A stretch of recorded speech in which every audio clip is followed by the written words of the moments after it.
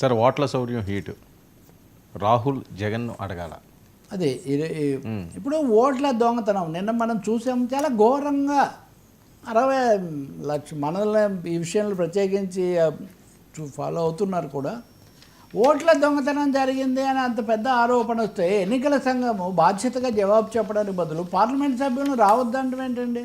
300 మంది పార్లమెంట్ సభ్యులు వస్తామన్నారు. నిజంగా చెప్పాలంటే టెక్నికల్గా ప్రభుత్వం ఉంది, కానీ ప్రాక్టికల్గా ప్రతిపక్షానికే ఎక్కువ మంది ఎమ్మెల్యేలు ఉన్నారు కదా, ఈవెన్ ఎంపీలు. ఈవెన్ తెలుగుదేశం పార్టీ కూడా వద్దంది, అనే చివరిలో చేయొద్దు, ఇప్పుడే చేయండి అని. కాబట్టి ఓట్లను లక్షల ఓట్లు తప్పించడం ఒకటైతే, వాళ్ళను బెదిరించడము, దేశద్రోహులను ప్రభుత్వం ఆరోపించడం ఒకటి. ప్రతిపక్ష నాయకుడితో సహా అందరిని అరెస్ట్ చేశారు నిన్న. ఈ అరెస్ట్ చేయడమే కాకుండా ఇప్పుడు ఏదో ఒక విధంగా ఆయనకు హెచ్చరిక చేయాలి, మీరు ఆధారాలు చూపించలేదని ఆ నిందారోపణ అలాగే కొనసాగిస్తున్నారు. ఇవన్నీ ఆధారాలే, ఇవే ఆధారాలు అని చెప్తున్నాడు రాహుల్ గాంధీ, కాంగ్రెస్ పార్టీ. కానీ వాళ్ళు అక్కడ ఉంటే వీళ్ళు బిల్లులన్నీ ఆమోదింపజేసుకున్నారు. ఈ సమయంలో తమిళనాడు ముఖ్యమంత్రి స్టాలిన్, ఆయన ఇండియాలో కూడా ఉన్నారు కదా, ఇండియా కూటమిలో, ముఖ్యమైన వ్యాఖ్య చేశారు. ఎన్నికల సంఘం అనేది బీజేపీ రిగ్గింగ్ యంత్రంలాగా మారిపోయింది అని చెప్పాడు.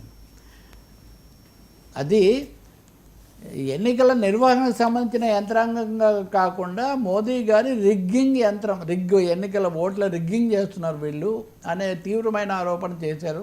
రేవంత్ రెడ్డి కూడా ఈ అరెస్టులు వీటన్నిటిని తీవ్రంగా ఖండించారు. తెలంగాణ ముఖ్యమంత్రి, కేరళ ముఖ్యమంత్రి ఖండించడమే కాదు, కేరళలో వాళ్ళకి సంబంధించిన ఎంపీ జాన్ బ్రిటాస్, మన జర్నలిస్ట్ కూడా గతంలో, ఆయన కూడా నిన్న అరెస్ట్ అయిన వాళ్ళల్లో ఉన్నారు. అందుకని ఇండియాకు సంబంధించిన పక్షాలన్నీ కూడా చాలా తీవ్ర స్థాయిలో ఈ అంశాన్ని ఎక్కడికైనా తీర్చిపోవడానికి సిద్ధంగా ఉన్నాయి.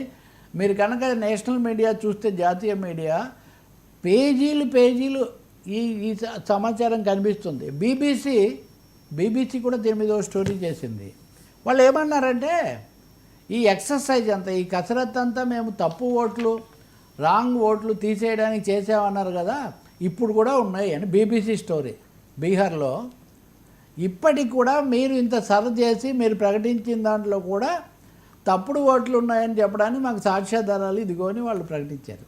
కాబట్టి ఇక్కడ జరిగింది తప్పుడు ఓట్లను చక్కదిద్దడం కాదు, ఇదిగో ఓట్ల చౌర్యం, మాకు వచ్చే ఓట్లను తీసేయడానికే మీరు చేశారని వీళ్ళు ఆరోపిస్తున్నారు. ఇదేం జరుగుతుంది?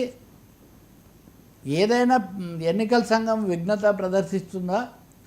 అలాగే బీజేపీ వాళ్ళు ఏకపక్షంగా ఎన్నికల సంఘం తరఫున బీజేపీ ఎందుకు మాట్లాడుతుంది వర్మ? అసలు ఎన్నికల సంఘం అనేది అన్ని పార్టీలకు సంబంధించింది కదా. ఈ దేశంలో 6 జాతీయ పార్టీలు ఉన్నాయని మొన్నే ప్రకటించారు. ఒక 240 పార్టీలు సరిగ్గా పనిచేయట్లేదని వాటిని తీసేశారు, రిజిస్టర్. మిగిలినవన్నీ ఉన్నాయి, అందరికీ సంబంధించింది కదా ఎన్నికల సంఘం. బీజేపీ ఒకటే రోజు పొద్దున రాత్రి ఎందుకు ఎన్నికల సంఘాన్ని వెనకేసుకొస్తూ మాట్లాడుతుంది. తెలుగుదేశం మాట్లాడలేదు, ఎన్డీఏలో భాగస్వాములుగా ఉన్న ఇతర పార్టీలు కూడా మాట్లాడలేదు. బీహార్లో ఎన్నికలు వస్తాయి కాబట్టి ఒక్క జేడీయూ నితీష్ కుమార్ పార్టీ ఒక్కటి కొంచెం మాట్లాడుతున్నారు, కానీ ఇంకెవరు మాట్లాడలేదే. ఎందుకు దీన్ని పరిశీలించడం లేదు? ఇది పెద్ద ప్రశ్న. ఇక రాహుల్ జగన్ అడగడం అన్నది ఇది మనం రోజు ఈ టాపిక్ సబ్ టాపిక్ ఒకటి చర్చిస్తున్నాము. వైసీపీ వాళ్ళు కాంగ్రెస్ రాహుల్ గాంధీ దేశం అంతటి గురించి మాట్లాడుతున్నాడు, ఆంధ్రప్రదేశ్లో జరిగిన అన్యాయం గురించి ఎందుకు మాట్లాడలేదు, ఆంధ్రప్రదేశ్ గురించి మాట్లాడాలని వాళ్ళు అంటున్నారు. కానీ వాళ్ళేమన్నారు, మీరేమో ఎన్నికల సంఘాన్ని ఏం ప్రశ్నించట్లేదు కదా, మీరేదో తెలుగుదేశాన్ని అంటున్నారు లేదా ఈవీఎంలు అంటున్నారు, కానీ మీరు కూడా ఎన్నికల సంఘం దగ్గరికి వెళ్ళి ఎన్నికల సంఘం తప్పు చేసింది, మేము ఎన్నికల సంఘం తప్పు చేసింది అంటున్నాం, ఎన్నికల సంఘం బీజేపీకి అనుబంధంగా వ్యవహరిస్తుందని మేము అంటున్నాం. మీరు అంటున్నారా? మీరు అనడం లేదే. అంటే వాదనకు మళ్ళీ కౌంటర్ వాదనగా నేను ఉదయం చూస్తున్నా వాళ్ళ మీడియాలో. ఇప్పుడు రాహుల్ గాంధీ అడగాలట జగన్మోహన్ రెడ్డిని రాహుల్ గాంధీ, మీరు మమ్మల్ని బలపరచండి, మేము ఆంధ్రప్రదేశ్ను కూడా చేరుస్తాము అన్న పద్ధతిలో చెప్పాలంట. ఇది ఎంత జరుగుతుందని నేను అనుకోను. జగన్, రాహుల్, లేకపోతే కాంగ్రెస్, వైసీపీ అది ఇప్పుడేం పరిష్కారం కాదు.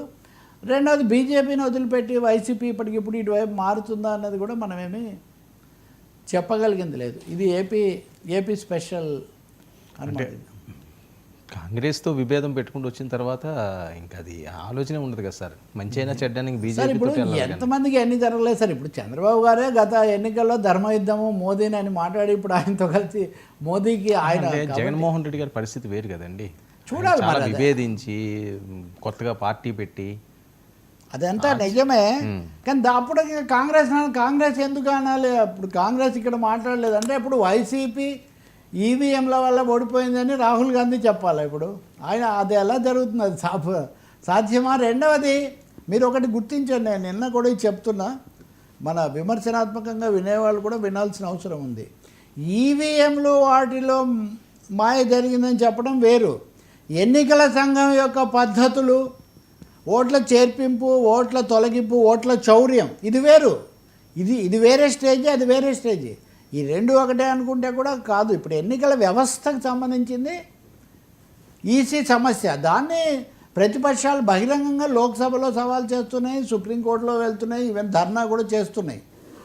వైసీపీ వాళ్ళు చెప్పేది ఒక మాయ జరిగింది, ఎన్నికలు పడాల్సినవి అడ్డుపోయాయి, లేకపోతే ఎక్కువ మంది ఓట్లు వేశారు.